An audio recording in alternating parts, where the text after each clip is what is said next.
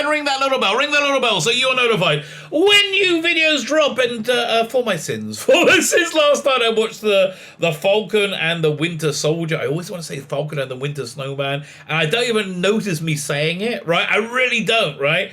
I'm on to episode 5, and it's not just awful. It's not just, there are good bits in it, but it's not just awful. I think it's evil. I think it's actually insidiously evil.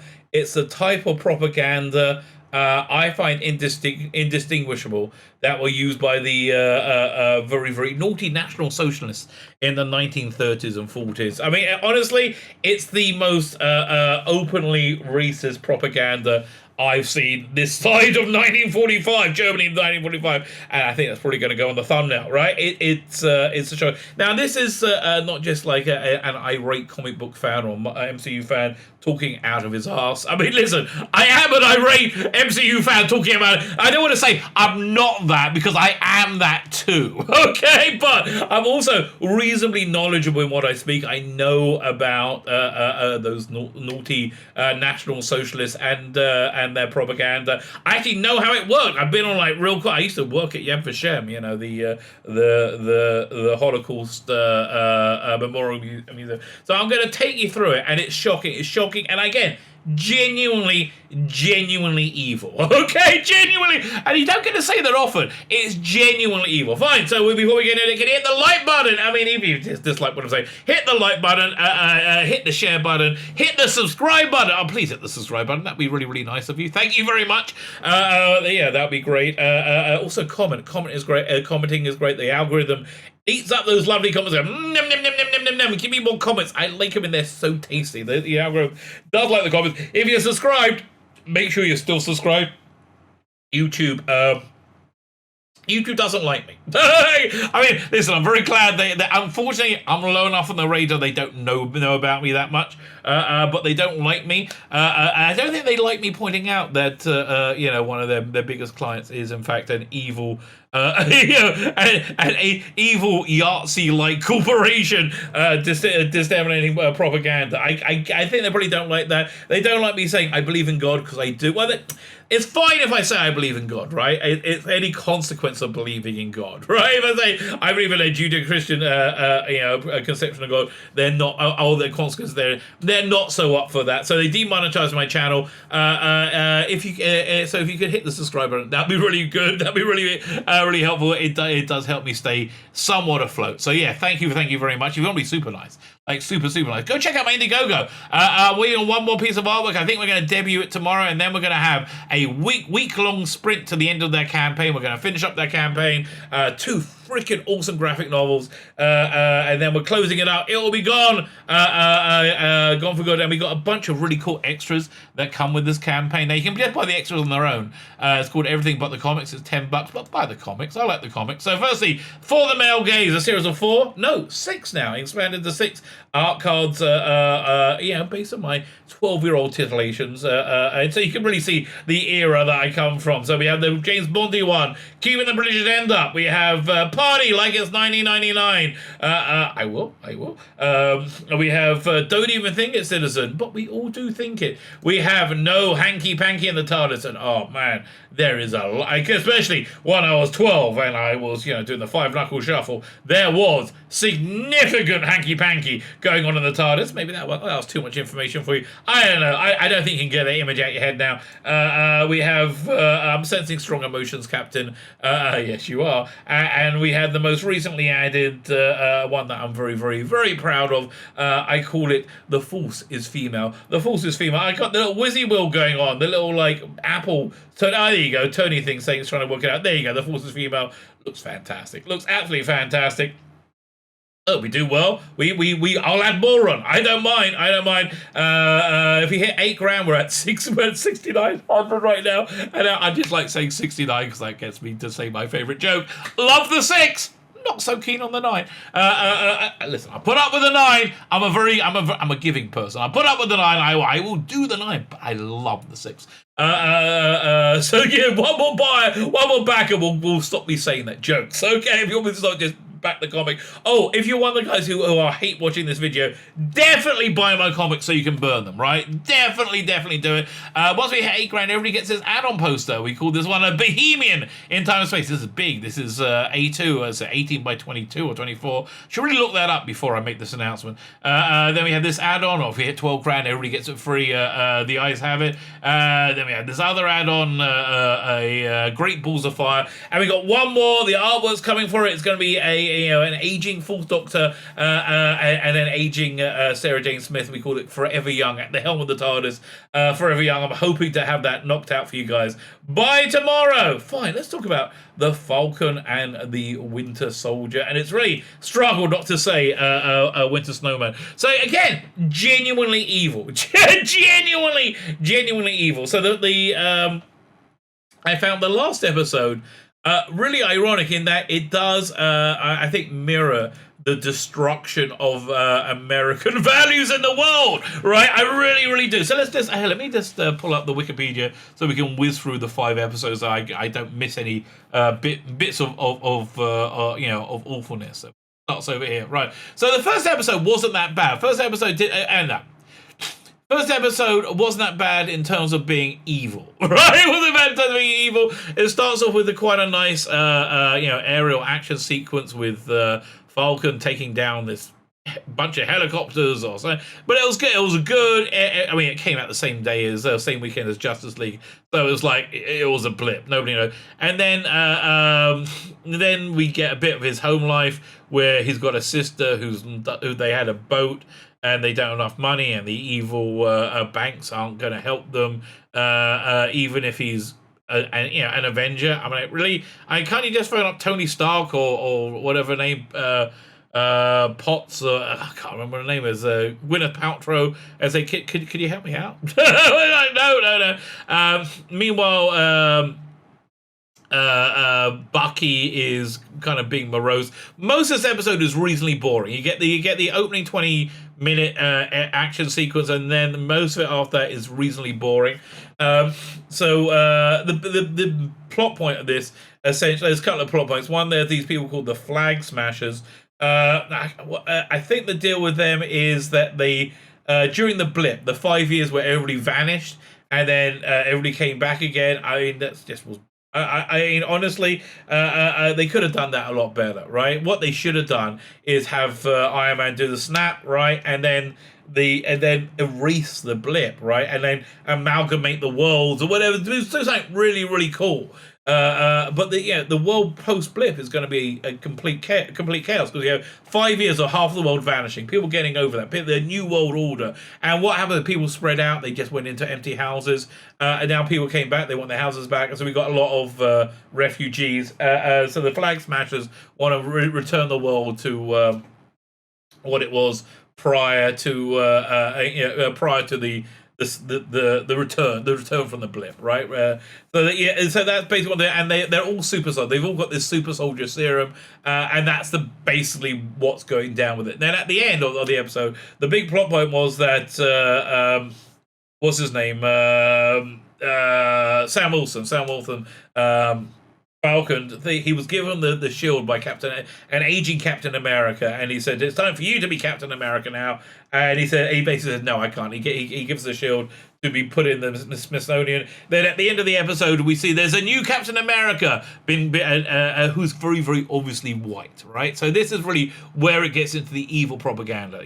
This new Captain America. So the second episode gave me even more hope it wasn't going to be woke. They set up this new Captain America as like a really good guy, right? They showed it to be like this really qualified, decent, nice person, somebody who should be Captain America. And it's because him, and he's got this partner, Hoskins, who's black. Again, the whole like racial stuff going on here is weird, right? So you got that going on, but also at the same time, Sam Wilson finds out about an aging super soldier, what's his name? Isaiah Bradley, I think. Yeah, who was a super soldier in the 50s. Now, this was written by Ed Brubaker, and it's a really good idea. There was a black super soldier in the 50s that's been like covered up and kept in jail, essentially to be experimented on to find out why the serum worked on him, or their version of the serum worked on him, and nobody else. So he's very bitter. He spent his life in jail. He's been his life like being pushed down by the white man. Essentially, and again, they're very clear about this. Yeah, like.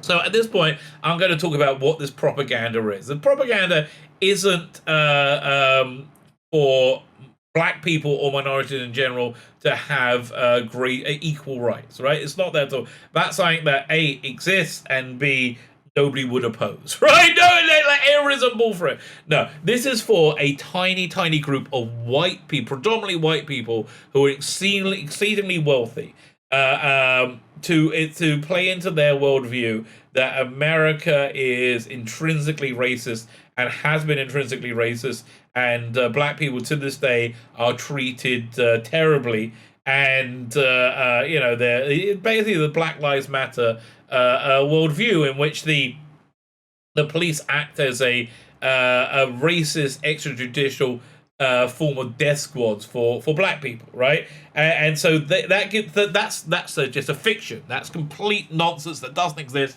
But by them subscribing to it, right, they feel virtuous. So it's for that tiny group of people to feel insanely virtuous. That's why this whole thing exists. There's a scene in it where was it Bucky is with Sam Wilson, and the police stop them, and they go to Bucky. Is this man bothering you? Because they're back because Sam Wilson's black, right? So it's so he's they're saying the basic racism.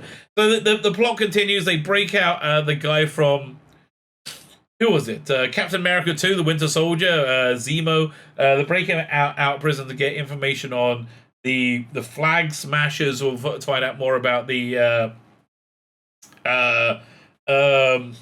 was it Super Soldier serum that they have, and they basically that's actually again not such a bad episode. Not like lots and lots of boring bits in it. The flag smashers are presented to be as being very positive, and again it's couched in the feeling that there's a racial war going on, and they're on the right side, and they're supposed to root for them. Fine. So at the end of the third episode, the Wakandan warrior women show up to arrest Zemo. And you got the new Captain Britain and what's his name, Isaiah, also chasing down the flag smashers.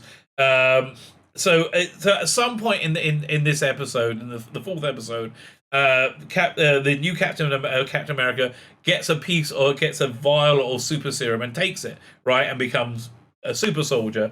But in the ensuing fight, his partner Isaiah is killed, and he goes crazy, chases after not the woman who killed him, but somebody else, and then takes it down and whaps his head off with a shield. So he ends up with the shield's covered in blood. And you see how basically racist and evil white people are, right? That's the underlying message of episode 4. But episode 5, Truth, which is it's interesting. It's called Truth because it's the absolute opposite of it. It's again evil, racist propaganda. So it starts off that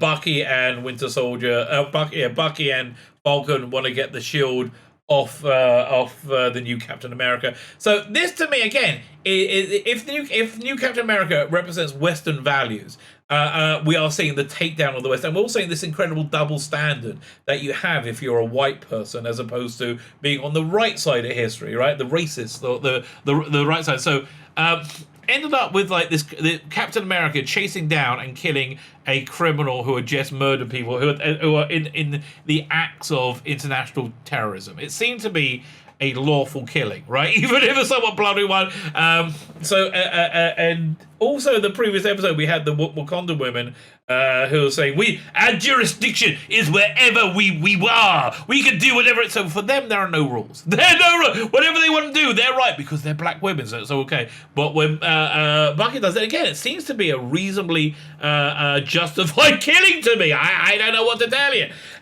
But he's raked over the coals, and he's has his his rank removed, his shield removed, everything like taken away from him, because people were filming as as it happened. Again, it seemed to be a lawful killing. To be honest with you, to me, I think he was a terrorist, and this is a military person. His job was to chase them. But no, that's it, because he's evil. Because he's a white man, he's evil. At the same time, so now.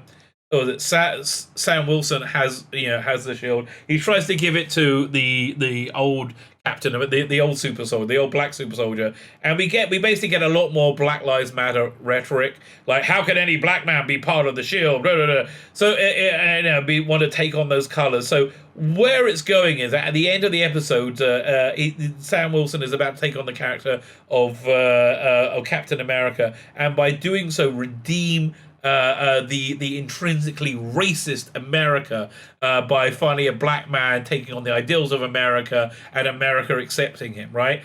Only problem is America, I think, accepts black people, right? The idea that black people are treated differently because of their race, anybody's treated differently because of their skin color, intrinsic because of that, I think is a nonsense, right? And any statistics you bring to justify that, to support that, are disingenuous, to say the least, and they ignore a lot of data, right? They ignore a lot of data. But we have the incredibly wealthy, powerful people, white people, who want to feel good about themselves, so they want to believe there is a race war going on. And the evil white people are evil white, but they are the good white people. So they make this show to be just evil racist propaganda, which is essentially what it is. It's evil racist propaganda, very subtly peddling a completely false and destructive line. So this is, for me, was indistinguishable from the 1940s propaganda, which again I recommend you go watch, because they do a lot of things very, very in a very similar way. There was to justify the sending mentally disabled people to those camps where you had to concentrate very, very hard. There was a movie with very popular actors in the 30s, done by the German government, which made you want people with mental disabilities to be euthanized. And it was done in exactly the same way. It was done in exactly the same very, very disingenuous, evil way, right? It presented a falseness and then wrapped an emotional story around that. That's what this show is doing, is presenting pure falsehood and wrapping an emotional story around it. And that emotional story, again, is to metaphorically stroke the disgusting penises of the elite white people who want to feel good about themselves without actually having any real moral values whatsoever. That is what I think. That's essentially what I think of Falcon and Winter Soldier. So I don't think that highly of it. That's basically what I'm saying. I don't think that highly of it. I think it's bad. I think it's bad. I think it's bad for the world, right? I think it's genuinely bad for the world and somewhat sickening. So there you go. Not a recommend. Not a recommend unless you're one of these vile racists that have complete control over our world we have today. My name is Felix Beck, and you are Rabbi from another planet. Please like, share, subscribe. Don't forget to comment. Check out Indiegogo. And again, evil racists have taken control of our culture. But even so, have a nice day. Have a nice day.